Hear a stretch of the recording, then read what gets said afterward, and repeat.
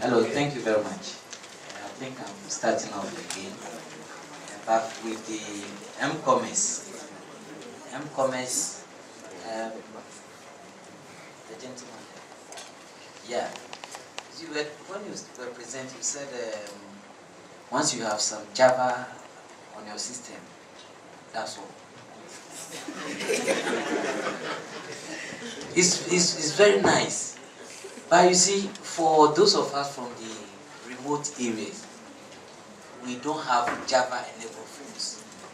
We only have the Nokia 3310. And some of you don't use it. So that's what the Chinese phones are Java enabled. But you see, so these are some of the issues. We're developing the system, yes, but then can all of us afford them or not? So these are things I want you to look at. Then the companies that come for advertisement also, you mentioned that. How do you authenticate that? Look, this guy is a genuine company. That when you put the advert, people go there and whatever service he or she is providing is legitimate. Yeah, so I think you need to clarify that.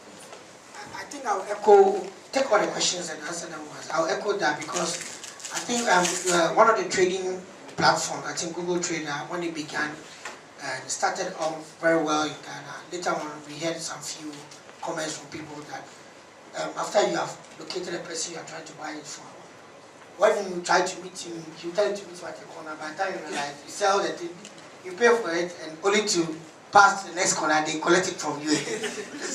So, and I remember I was making a presentation somewhere where I was saying that I think it's time for the insurance, maybe Kofi in your group, insurance company, one of them has to step in and become a mediator. We need a broker in every kind of electronic transaction. Somebody who takes the risk, like eBay does it through PayPal. Somebody takes the risk and say that, okay, for you to be able to sell anything above 50 Ghana, I will come and do an insurance of maybe 30 Ghana.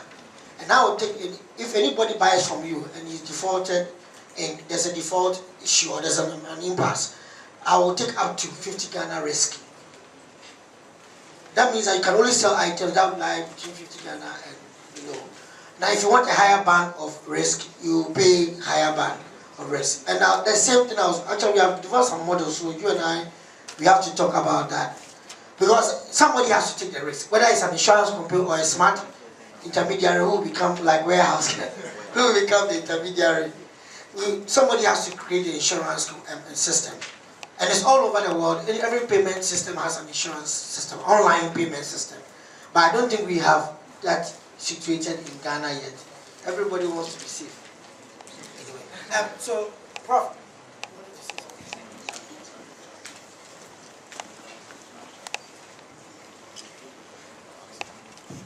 So thank you to everybody here, and especially those who presented.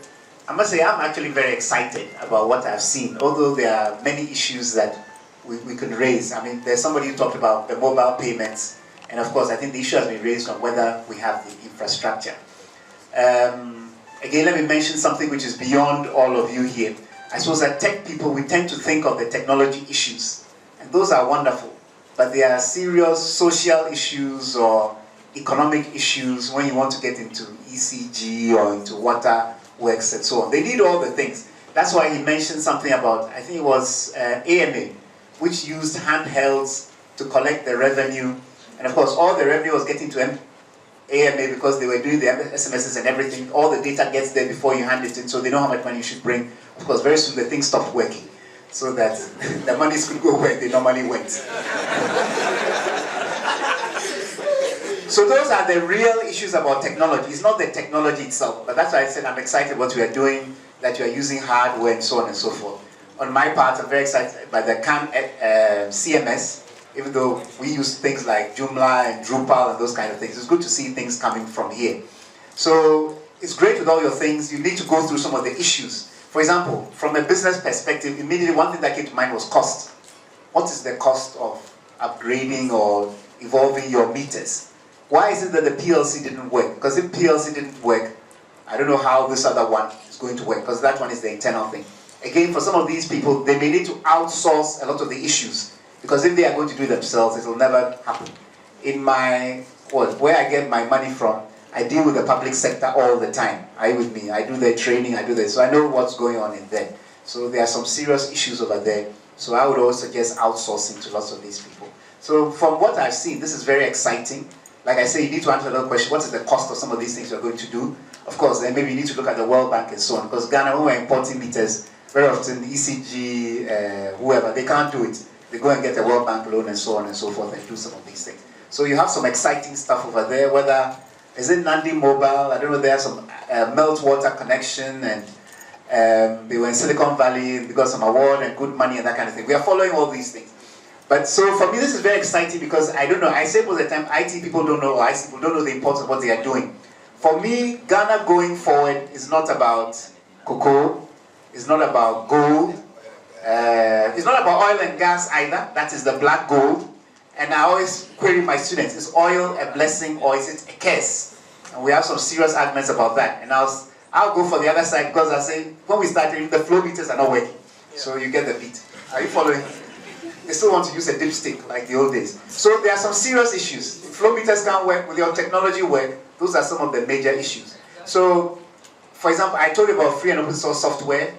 The hardware is very important. I've seen demonstrations that keep on the good work of that. But coming to free and open source software, we have the theme for this year's Software Freedom Day to say, the new cocoa, mobile solutions. So I think you can guess that we are a lot of you over here. And I say, all I say is good work. Please check a lot of the stuff that you've done for some of the other issues. Thank you very much. There's another prof. And then there's a junior. Thank you very much. I think I will just reiterate what the professor has just said, whether oil is a blessing or a curse. I think that's one thing in Nigeria that has really killed the initiatives of the youth and rendered their youthful energy unproductive because everybody looked up to oil for sustenance in that nation. And it has really destroyed a lot of momentum that the youth will have used to move on. Now I want to look at, when we're in a forum like this and you have young entrepreneurs coming up, I think one of the things that we should do for them, apart from advising them and encouraging them about what they are doing, is to also come up with new business models that can help them to forge ahead in their endeavors. Usually when you want to start a business and you are thinking of profit maximization, you're going to have a problem. That model has worked for some generation. For our generation, we may have some problems with it. I'm not a professor of business administration or finance, but I'm talking from the little experience I have. I think back home now, what we are encouraging, and which I think may help some of the people who have come here to present today, is sales maximization. I'll give you an example. If you buy something for 5 cities, let's say 5 Ghana, and you are selling it for 10 Ghana, you sell 10 of it. So you're probably going to sell 50 Ghana, and then your cost price is 25, and you have made a profit of 25 Ghana. But another person buy that same thing for 5 Ghana, and is selling for 7. You probably make a profit of 2 Ghana on each of them. And the law of economics says the higher the demand, the lower the price, the higher the quantity demanded. So most likely the person who is selling at a lower price will probably get more customers. Perhaps he gets about 30 customers coming to buy from him. By the time you multiply the 2 by 30, he's going to get 60, and he's getting more than the person who is actually trying maximization. Profit maximization now. So we need, as young entrepreneurs, to focus our mind beyond making profit, to establishing our brands, our products in the market. Sorry, my phone is trying to pick up a signal. So the point I'm trying to make is that as young people, young entrepreneurs, we need to stamp our image, corporate image, our names in the heart of people before we begin to think of profit maximization. Otherwise, we're going to run ourselves aground because a lot of other products will be competing with whatever you think you are doing, and by the time the competition becomes really very steep, you may not be able to survive it. So I'm advising that young entrepreneurs, let's look beyond money. Money will come, it always does. I tell my students all the time, money will come, it always does, if you do the right things. In fact, my father told me that if you do the right things, you pray less. Because if you live right, you pray less. Little prayer that when you pray, God will hear it. When you live wrongly, the prayer of a sinner is an abomination to God. He will not even listen to you. Because our generation We are after this money. I'll give you a very small example. This year, by 30th of August, I'll be on my way to MIT. MIT is paying me about $20,000 just to come there from August till August 30th till December 15th. Money is coming. After that, I'll go for a Fulbright, which is paying me almost about $50,000 between January 2 and August 2. Money is coming, but it has not taken one day to come. It has taken consistent effort, publishing conferences like this, workshops like this, improving ourselves, getting the knowledge, interaction, creating networks, building bridges across Africa. I've been to Ghana. This is my 8th or 9th time this year. 12th. And nobody has paid for my flight. I've been coming here all by myself, bringing people. Money is coming. So young entrepreneurs, scientists, look at my brother there, Albert, all the way from Uganda. We are young people. We should serve as encouragements to you. Let's not put money first. When PC, I was telling him today, PC Tech has done a lot to promote my career.